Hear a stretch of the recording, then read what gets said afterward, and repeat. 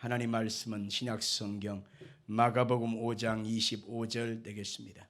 마가복음 5장 25절부터 34절까지 합독하겠습니다. 12해를 혈루증으로 알아온 한 여자가 있어 많은 의사에게 많은 괴로움을 받았고 가진 것도 다 허비하였으되 아무 효용이 없고 도리어도 중하여 졌던 차에 예수의 소문을 듣고 무리 가운데 끼어 뒤로 와서 그의 옷에 손을 대니 이는 내가 그의 옷에만 손을 대어도 구원을 받으리라 생각함일러라.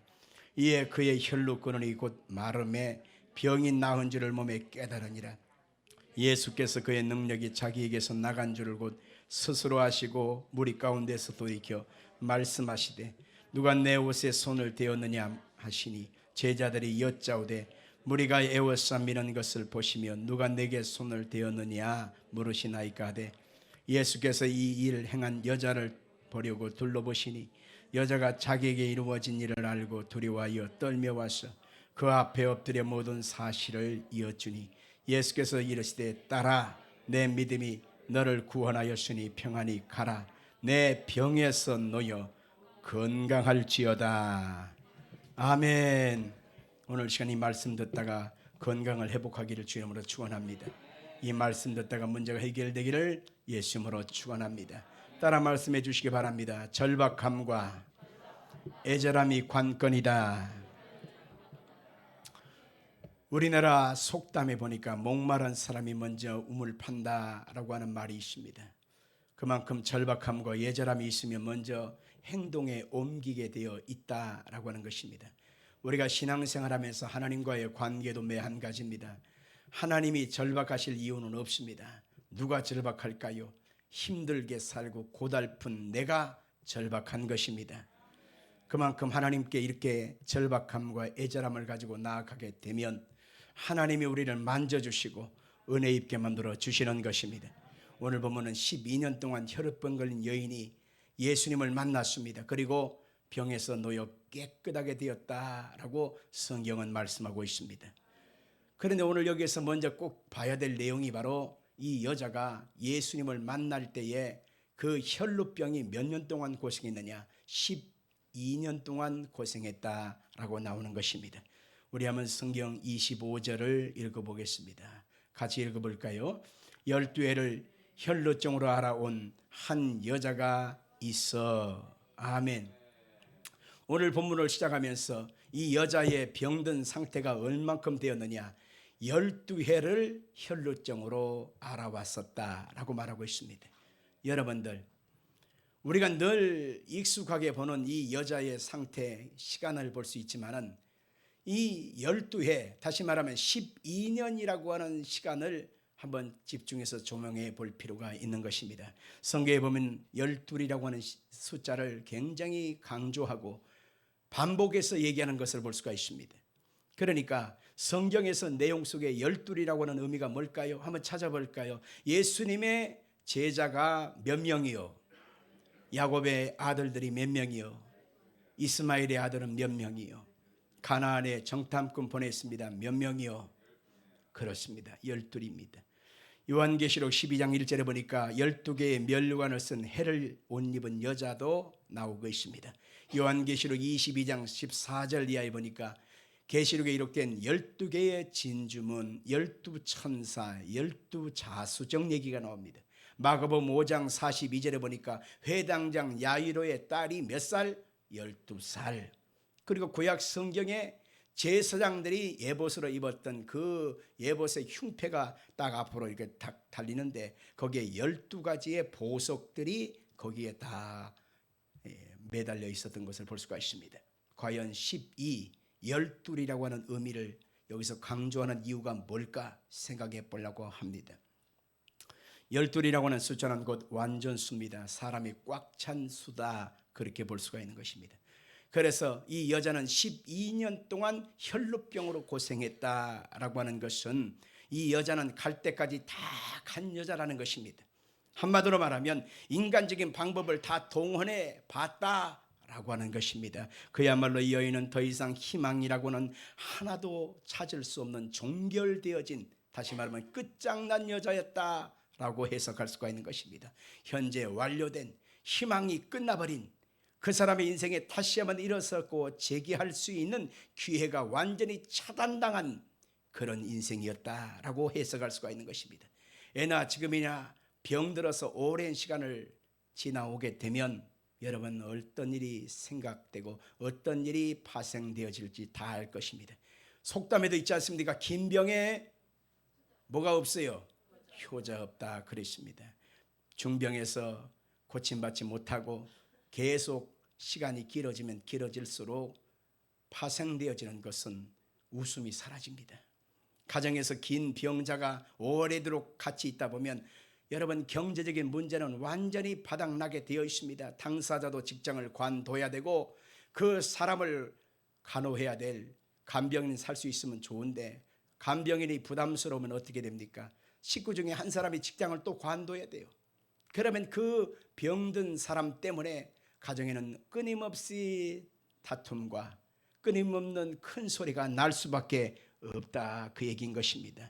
실제로 조사해 보니까 노년의 병이들의 의료비를 인하여 파산이 심각한 사회 문제가 되었는데 우리나라의 65세부터 사망시까지 예상되는 의료비가 8,100만 원이 된다라고 하는 통계가 있습니다. 우리나라 사람의 사망의 원인이 1위가 간암이거든요. 근데 그 간암을 치료받기 위하여 얼마가 들으냐? 6,600만 원이 평균 들고 두 번째 암인 폐암이 4,600만 원 정도 든다라고 하는 통계 결과가 나와 있습니다. 암 진단을 받으면 대부분 일을 그만두고 소득은 줄어들고 의료비 지출이 많아지기 때문에 결국 파산하게 되고 그것으로 끝나지 않고 부부간에는 이혼하거나 아니면 가출하거나 심각한 사회 문제가 나잖아요. 더 이상 이것을 진행할 수 없어서 차라리 내 손에서 끝내겠다 해서 식구 간에 있을 수 없는 살인 문제가 거기서 또 생기지 않습니까? 내 손으로 끝나자. 그리고 나도 죽자. 여러분 여기서 꼭 알아야 될 것은 병이라고 하는 것은요 하나님이 주신 것이 아닙니다. 죄를 짓고 타락한 인생들에게 찾아온 죄의 산물이요. 그 병 뒤에는 누가 있느냐? 바로 악한 마귀가 억압하고 있다는 사실을 성경에서 찾아볼 수가 있는 것입니다. 요한복음 10장 10절을 보겠어요. 도둑이 오는 것은 도둑질하고 죽이고 멸망시키는 것뿐이요 내가 온 것은 양으로 생명을 얻게 하고 더 풍성히 얻게 하려는 것이다 라고 했습니다. 병들게 하는 것 그것이 자기의 팔자가 아닙니다. 병들게 하는 그 뒤에는 죄가 있고 또 그 병들게 하는 그 뒤에는 악한 사탄이가 끊임없이 압제하고 그 사람의 몸을 붙잡고 있다는 것을 알 수가 있는 것입니다. 우리는 성경에서 아담이 타락했을 때에 하나님이 그 뱀, 그 사탄한테 뭐라고 합니까? 너는 흙을 먹을 것이다 그랬지 않습니까? 사람은 흙에서 만들어져서 그 겉모습을 이루지 않습니까? 그러니까 타락한 인생의 몸을 악한 사탄한테 내어 던져버린 거예요. 그러니까 사탄이가 우리의 몸속에 들어와서 각종 흉악한 질병을 일으킨다라고 하는 사실을 알 수 있는 것이지요. 요한복음 9장 25절을 같이 볼까요? 예수께서 무리가 달려와 모이는 것을 보시고 그 더러운 귀신을 꾸짖어 이르시되 말 못하고 못 듣는 귀신아 내가 내게 명하노니 그 아이에게서 나오고 다시 들어가지 마라 하시매 귀신이 소리지르며 아이로 심히 경련을 일으키게 하고 나가니 그 아이가 죽은 것 같이 되어 많은 사람이 말하기를 죽었다 하나 예수께서 그 손을 잡아 일으키니 이에 일어서니라 라고 했습니다.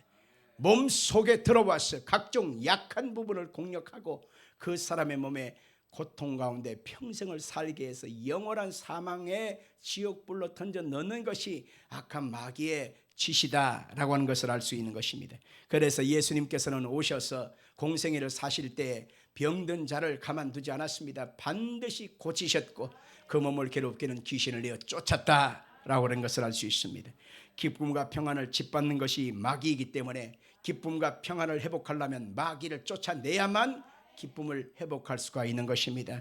희망과 꿈을 꾸고 살아가는 것이 하나님 뜻이에요. 그러나 마음속에 좌절과 절망을 갖다 주는 것은 악한 마귀이기 때문에 이 악한 마귀 사탄을 쫓아내야만 희망과 꿈을 찾아서 일어설 수가 있다라고 하는 것입니다. 갈라디아서 4장 8절 볼까요? 그러니 너희가 그때는 하나님을 알지 못하여 본질상 하나님이 아닌 자들에게 종 노릇 하였더니라고 했습니다. 하나님의 아닌 자들, 이것이 바로 무고예요. 사탄, 마귀를 말하는 것입니다. 우리는 그때는 하나님을 알지 못했어요. 하나님의 백성이 아니었어요. 타락한 천사인 사탄의 종로로 타면서 우리는 살았습니다. 그게 운명이고 팔자였습니다. 그런데 예수 그리스도가 오시게 되면 그 인생 속에 절망이 끊어지고 치료가 일어나가 고침받는 역사가 있는 것입니다. 아멘 하십시다.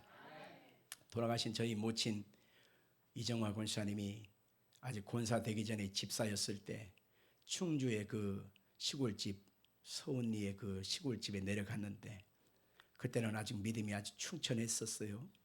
그런데 교회가 동네에 없었지 않습니까? 워낙 시골 오지 마을이니까 그 당시에는 마을 버스도 없었어요. 차가 없으면 도대체 시내에 나갈 수도 없으니까 혼자 사랑방에 앉아서 찬양하고 예배하고 기도하고 그럴 수밖에 없게 됐어요. 주일 성수도 혼자 예배하면서 할 수밖에 없었습니다. 그런데 성령님의 역사가 함께해서 끊임없이 승리의 역사를 이루게 되는데 마을 사람들하고 하나씩 이렇게 알아가는데요. 마을 사람들이 여기 아파 저기 아파 그러잖아요. 그러면 아이고 내가 기도해 줄게요. 그러면 한번 기도해 보시오 그러는 거죠. 그러면 그 아픈 부위에다 손을 얹고 어루만지면서 쓰다듬으면서 하나님 아프대요. 예수의 피로 발라서 깨끗이 고쳐주옵소서. 사탄아 물러갈지어다. 희한한 것은 기도를 받고 나면 다 나아버린 것입니다. 그런데 이것이 소문이 나가지고 동네 사람들이 노아 할머니가 손을 대서 기도하면 다 낫는다는 것입니다. 그래서 이 사람 저 사람 저 사람 이 사람 다 병을 갖고 고통하는 가운데 있으면 다 오는 거예요. 안수기도에서 다 나았습니다. 할렐루야. 왜냐하면 차가 없으면 시내에 가서 병원에 갈 수도 없잖아요. 한밤에 합치면 갈 수도 없습니다. 119도 안 와요. 거기는 멀다고. 그러니까 한밤중에라도 쫓아오면 기도해주고 기도했는데 그때마다 나아버린 것입니다. 그래갖고 우리 다 모이라고. 그러니까 나음을 받고 고침받은 사람들이 우리 사랑방이 넓으니까 와서 예배드리자고. 그래서 그 사람들과 함께 주일 예배를 드리고 또 새벽 예배를 드리고 끊임없이 안수기도를 했어. 자기가 목사도 아니면서 안수기도를 막 평신도 집사 주제에 다 손을 얹고 기도해 준 거예요. 그런데 희한한 것은 다시 안 아프게 된 거예요. 그러니까 뭐 목사님이 따로 없지. 그래 그 사랑방 조금 이 방에 30명이 넘게 앉아서 예배를 드리는 것입니다. 마을 사람들이 거반 90%가 온 거예요. 그러니까 더 이상 내가 감당을 못해가지고 알아서 연결해갖고 그 목사님 할아버지 목사님을 모셔다가 예배를 드리다가 거기도 좁아가지고 그 옆에 소원 반석교회라고 하는 그 조그만 땅을 사서 교회당 건물을 지어서 그리고 그 목사님을 세워서 그곳에서 예배를 드리게 되었다라고 하는 유명한 일화가 있습니다. 여러분들 예수가 오시면 질병이 떠나갑니다. 예수가 오시면 귀신이 떠나갑니다. 예수가 오시면 악한 영은 떠나가는 것입니다. 그래서 예수 그리스도를 만나는 자마다 우리가 아름다운 치료와 기적을 체험할 수가 있는 것이지요. 이 여인의 모습을 한번 살펴보십시다. 이 여인은 12년 동안 고통하는 불쌍한 인생 우리가 다 알고 있습니다. 여러분과 제가 이 혈우병 걸린 여자 12년 동안 고통하던 여자 우리가 생각해 보면 얼마나 많이 성경 구절을 알고 들었습니까? 다시 한번 확인해 보겠습니다. 25절과 26절 같이 읽겠습니다. 12회를 혈루증으로 알아온 한 여자가 있어 많은 의사에게 많은 괴로움을 받았고 가진 것도 다 허비하였으되 아무 효험이 없고 도리어 더 중하여졌던 차에 이 성경을 지은 마가라고 하는 주님의 제자는 이 여자의 그 현재 상태를 아주 심각하게 아주 자세하게 묘사를 하고 있습니다. 많은 의사에게 많은 괴로움을 받았고 가진 것은 다 허비하였고 아무 효험이 없고 오히려 더 중하여졌던 차에라고 하는 이 내용을 아주 강조하는 것을 볼 수가 있습니다. 이 여자는 12년 동안 병을 쌓아보려고 치료해 보려고 벗어나 보려고 무던히 애쓴 흔적을 여기서 찾아볼 수가 있는 것입니다. 그러나 시간이 지나면 지날수록 돈은 다 사라지고 그리고 마음속에 지치고 육신은 계속 병들고 오히려 더 아파만 가는 것입니다. 자신은 노력했고 애를 썼지만 그것이 불가항력적이었다는 사실을 알 수 있습니다. 절대 절망으로 그 마음의 억누름을 갖다 보니까 삶의 의지, 희망 가져도 다 바닥나버리고 그는 자포자기해서 이렇게 끝내버리죠. 여기까지인가 봐. 더 이상 나아질 기미도 없고 희망도 없으니 여기서 조용히 끝내자, 그런 마음까지도 그의 마음속에 들었던 것입니다. 좌우 사방을 둘러봐도 희망이 없습니다. 하늘을 보고 땅을 쳐다봐도 희망이 없습니다. 누군가 나를 도와줄 자 있는가 찾아봐도 희망이 없습니다. 사람은 그때 모든 것을 놔버리게 되어 있거든요. 이 여자는 정신적인 고통, 육신의 고통이 말로 다 할 수 없어서 거기에서 그는 악한 영에게 완전히 프레스된 상태에, 눌림에 된 상태에 그 상태가 되고 만 것입니다. 그 다음에 구약 성경에는 혈루병을 무엇이라고 규정하고 있느냐? 부정한 병이라고 규정하고 있습니다. 그래서 이 혈루병은 전염병으로 해석을 하고 있단 말입니다. 그래서 같이 살 수 없습니다. 무리 가운데 나올 수 없습니다. 죽을 때까지 처박혀서 그렇게 살다가 그렇게 죽어라. 이게 혈루병의 원인이요 결과였던 것입니다. 그러니 완전히 사람하고 관계가 끊어지고 심지어는 예배 모임에 나갈 수도 없고 사랑하는 남편과 가족들과도 선을 긋고 살 수밖에 없는 그런 불쌍한 인생이었던 것입니다. 그리고 그 혈루 근원의 그 전염병에 손을 대면 전염병이라고 해석하기 때문에 아주 꺼려하고 사람들에게 밟히면 이제 그대로 죽는 것입니다. 그런 불쌍한 인생 속에 오늘 성경에 보니까 깨끗이 낫게 되었다. 오늘 이것이 바로 관건 것입니다. 어떻게 해서 나았을까? 무엇이 이 여인을 낫게 했을까? 한번 생각해 봐야만 하는 것입니다. 오늘 이 자리에 모인 여러분들 가운데서도 속이 썩어 들어가고 환경이 썩어 들어가고 내 삶에 더 이상 희망이라고 하는 것은 신랄 한 가닥도 없는 오늘 그런 절망 속에 처한 사람이 혹시 있습니까? 오늘 여기에서 해답을 찾고 그 해답 속에서 승리하기를 주님으로 축원합니다. 두 가지가 있는데 첫째가 바로 예수의 소문을 들었다라고 하는 것이 바로 첫째 비밀인 것입니다. 오늘 여기에서 보니까 그 여자가 예수의 소문을 듣고라고 하는 표현을 쓰고 있습니다. 예수의 소문, 여러분 이것이 곧 무엇을 의미할까요? 세상에는 알려진 것보다 소문이 참 많습니다. 좋은 소문, 나쁜 소문, 참말도 있고 거짓말도 많습니다. 그 당시 2000년 전에는 통신이 없기 때문에 오히려 사람의 입에서 입으로 전달되어지는 이 소문에 의하여 모든 것이 전파되게 되어 있었습니다. 그런데 이 여인에게 희한한 소문이 들려옵니다. 나사렛에서 나온 예수라고 하는 사람이 있는데 그 예수라고 하는 사람을 만나는 사람마다 병이 낫더라 라고 하는 것입니다. 이것은 이 여자에게 기쁨의 소문이었던 것입니다. 사람에게 무슨 소리가 들려오느냐가 그 사람의 인생의 미래를 방향을 잡게 되는 것입니다. 잘 들으셔야 돼요. 어떤 소리를 듣느냐가 그 사람의 인생 속에 방향성을 잡을 수 있는 것입니다.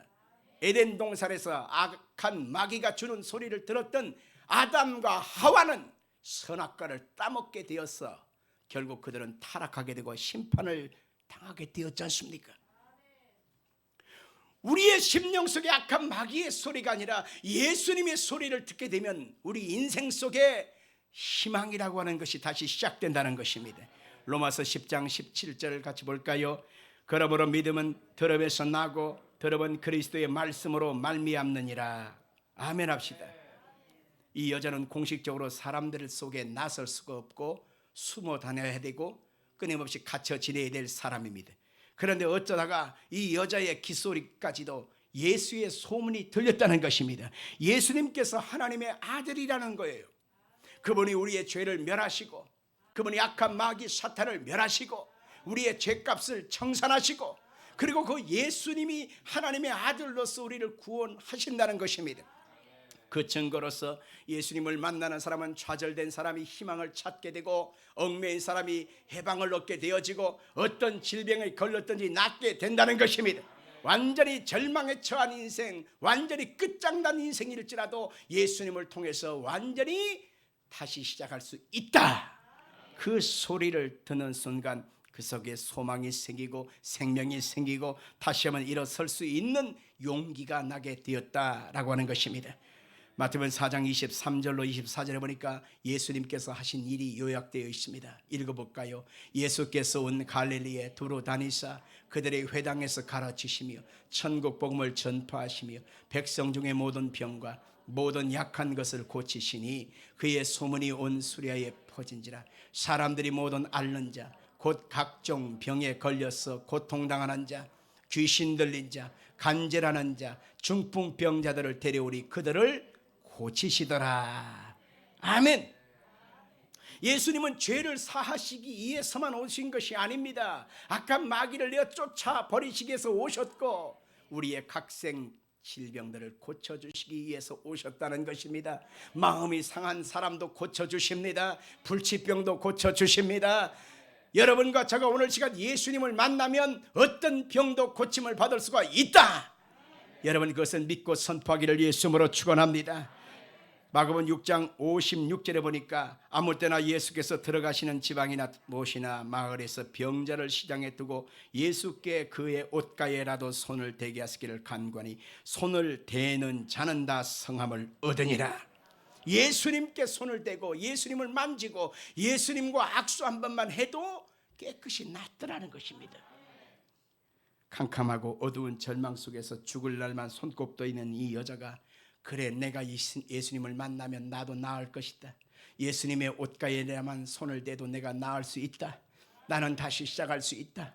나는 여기서 죽을 수 없지 않느냐 라고 하는 이 믿음의 결단, 이 소문 속에서 그는 아름다운 결단을 이룰 수가 있었다라고 하는 것입니다. 마음에 소망이 생겼습니다. 거룩한 꿈이 생겼습니다. 내가 다시 한번 일어서서 건강을 찾고 하나님의 영광을 위해서 살아가리라. 복되고 귀한 인생을 살아가리라. 향기나고 멋진 인생을 살아가리라. 나 때문에 많은 사람에게 아름다운 예수님의 사랑을 증거할 수 있게 만들어 주리라.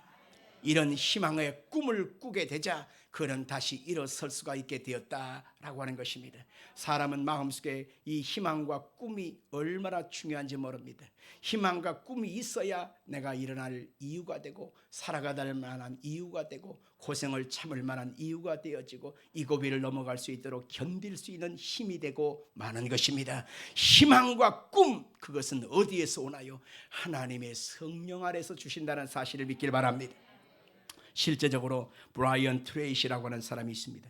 이 사람은 세계적인 강연가입니다. 그래서 한 번 강연을 하면 무려, 놀라지 마세요, 한 번 강연을 하면 8억 원의 사례비를 받아요. 얼마?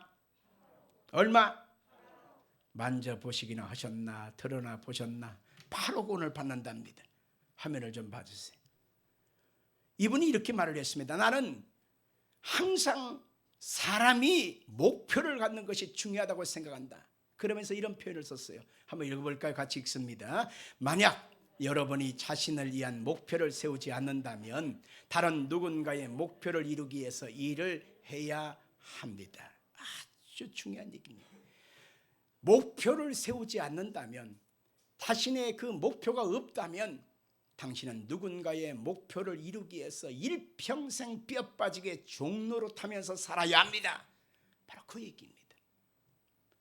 그 다음에 영국의 역사가 토마스 칼라일이라는 사람이 있는데 이 토마스 칼라일은 이런 표현을 썼습니다. 삶의 방향을 결정하지 않는 사람은 바람 부는 대로 물결 치는 대로 다닌다.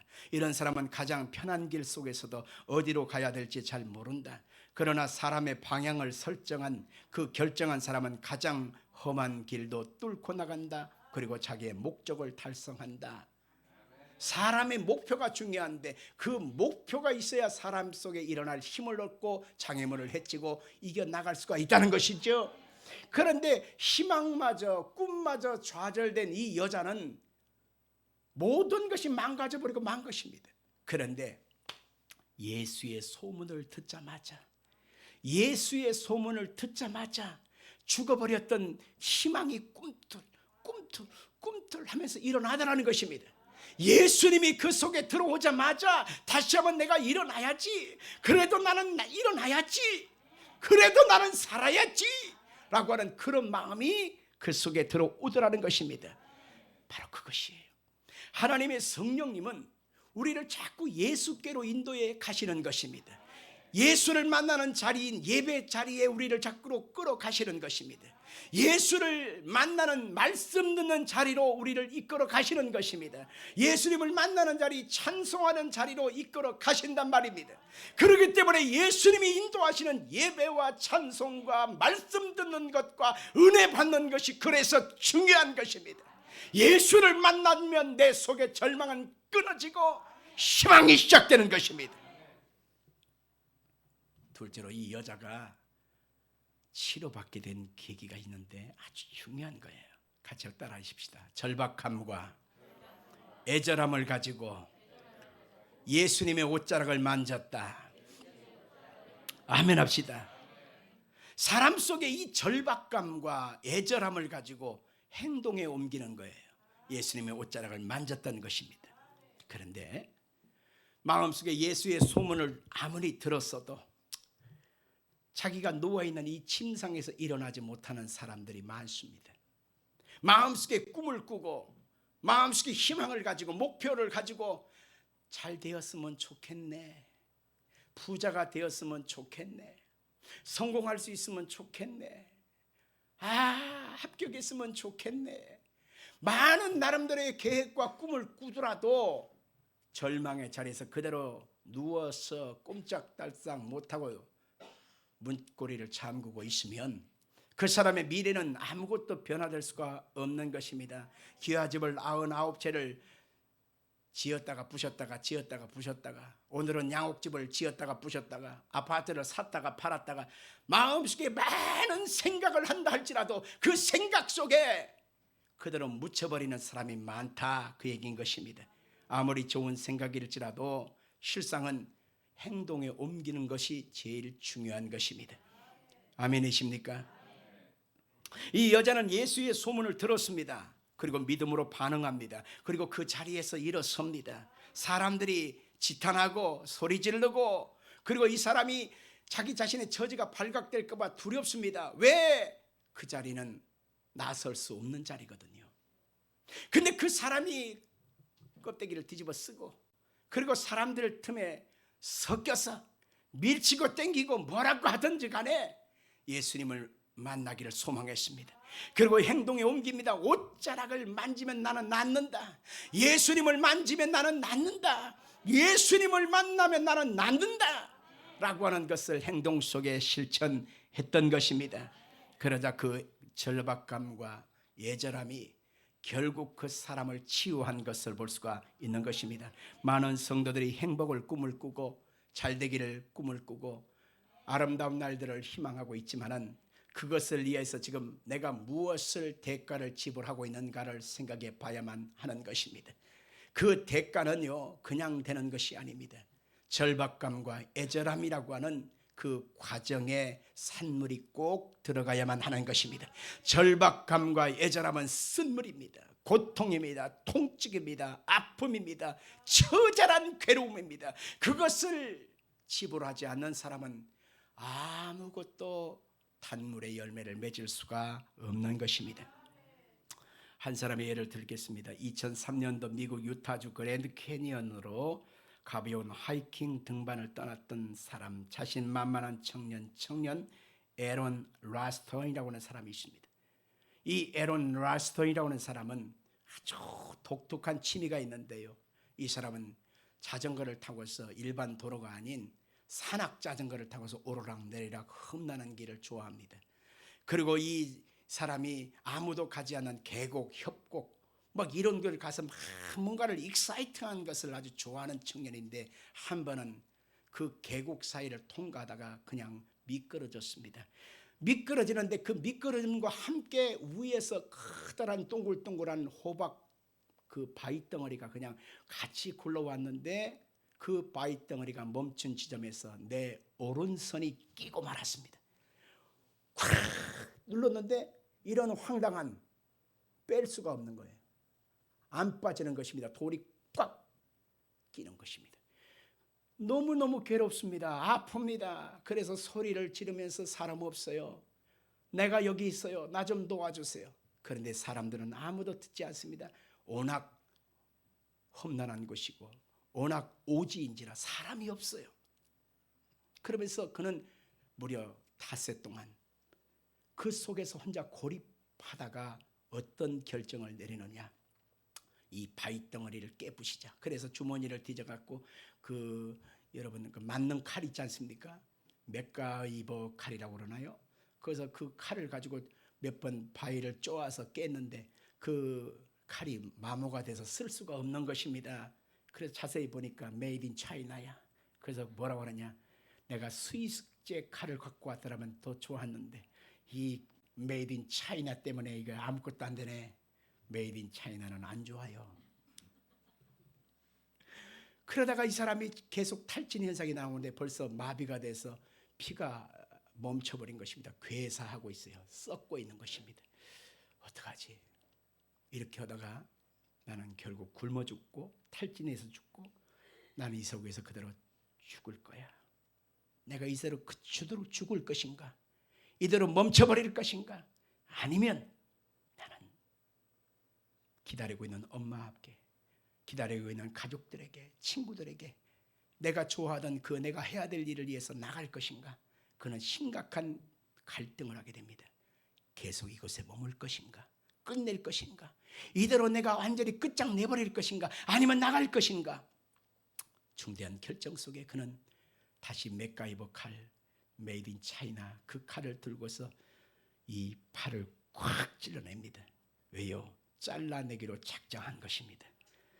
어떻게 하다가 살은 찔러냈는데 가만 보니까 뼈가 있다는 사실을 자칫 잊어버렸어요. 이 뼈를 어떡하지? 뼈를 잘라내야 자르는 거잖아. 그래서 자기 팔을 꺾어버립니다. 뼈를 부러뜨려 버립니다. 그리고 자기 그 무딘 칼로 심줄과 신경을 다 잘라냅니다. 뭉뚱거리는 자기의 팔목 하나만 남았습니다. 그리고 빠져나왔습니다. 그리고 그는 외칩니다. 내가 내 팔을 잘랐어. 그러나 나는 살았어. 그러나 나는 살았어. 외치는 그 장면이 영화화 되어졌고 그것이 책으로 만들어져서 전 미국의 5위에 해당하는 책 출판 판매량을 가졌다는 거예요. 그래서 그 영화가 72시간이라고 하는 영화로 제작되었는데 오늘 오신 분들에게 그 영화를 잠깐 요약한 내용으로 잠깐 틀어드리려고 합니다. 우리 기도해야 되겠죠. 세상에 미디어를 하나님 말씀 전하는 것에 무슨 상관이냐, 꼭 저런 걸 틀어야 되느냐 의아해할 수도 있습니다. 그러나 우리가 살아가는 현실과 앞으로의 펼쳐질 세상은 어마어마한 처참한 일들이 펼쳐질 것입니다. 미국의 금리 상승과 함께 우리나라도 금리 상승을 자이언트 스텝을 통해서 엄청나게 상승시키게 될 것입니다. 그래서 올 연말과 내년 초 사이에 우리 한국 사회는 상상할 수 없는 그런 뉴스들이 막 나올 것입니다. 기업들이 도산하고 파산하고 경제적인 한계성에 처한 사람들이 극단적인 자살을 선택하는 일들도 막 뉴스로 쏟아질 것입니다. 여러분과 제가 이것을 가만히 생각해 보면서 혈병 걸린 여자가 내가 일어설 것인가, 그대로 주저앉아 버려서 포기할 것인가, 그 기로에 서서 희망의 근원인 예수를 붙잡고 다시 일어설 수 있었던 것처럼 우리의 탈출구는 예수밖에 없습니다. 그리고 예수를 향한 절박함, 애절한 마음을 가지고 예수께 매달리는 것, 이것만이 우리가 살 길인 것입니다. 끊임없이 악한 마귀는 우리를 포기하게 만들 것이고 우리를 주저앉게 만들 것이고 자포자기하게 만들게 될 것입니다. 그래서 예수고 영생이고 천국이요라고 하는 희망도 다 던져버리게 할 것입니다. 그러나 성경은 분명히 말하고 있습니다. 팔 하나를 잘라내는 고통과 희망을 바꿀 수는 없다는 것입니다. 그만큼 절박하고 애절하기 때문에 우리는 예수를 포기할 수 없는 것입니다. 마태복음 5장 29절 말씀 읽고 마치겠습니다. 같이 읽을까요? 만일 내 오른눈이 너를 실족하게 하거든 빼어내버리라. 내 백체 중 하나가 없어지고 내 온몸이 지옥에 던져지지 않는 것이 유익하며 또한 만일 내 오른손이 너를 실족하게 하거든 찍어내버리라. 내 백체 중 하나가 없어지고 내 온몸이 지옥에 던져지지 않는 것이 유익하니라. 우리가 예수를 선택하는 자세는 이런 것입니다. 영생과 천국을 선택하는 것은 이런 것입니다. 대가를 치르는 절박함과 애절함이 다시는 세상으로 돌아가지 않게 하는 것입니다. 사탄의 유혹에 미혹되지 않게 하는 것입니다. 이 절박감과 애절함이 결국 예수 그리스도께서 우리 가운데 주시는 영생이라고 하는 하늘나라라고 하는 은혜라고 하는 아름다운 자유함을 얻게 만들어 주는 것입니다. 여러분에게 묻고 싶습니다. 여러분 속에 절박감이 있나요? 예수를 향한 애절함이 있나요? 그러면 승리할 수 있습니다. 이것이 없다면 하나님께 기도하셔야 돼요. 주여, 내 마음속에 예수에 대한 절박감, 예수에 대한 애절함, 그것을 다시 회복시켜 주옵소서. 나는 주님의 은혜 없이는 살 수 없습니다.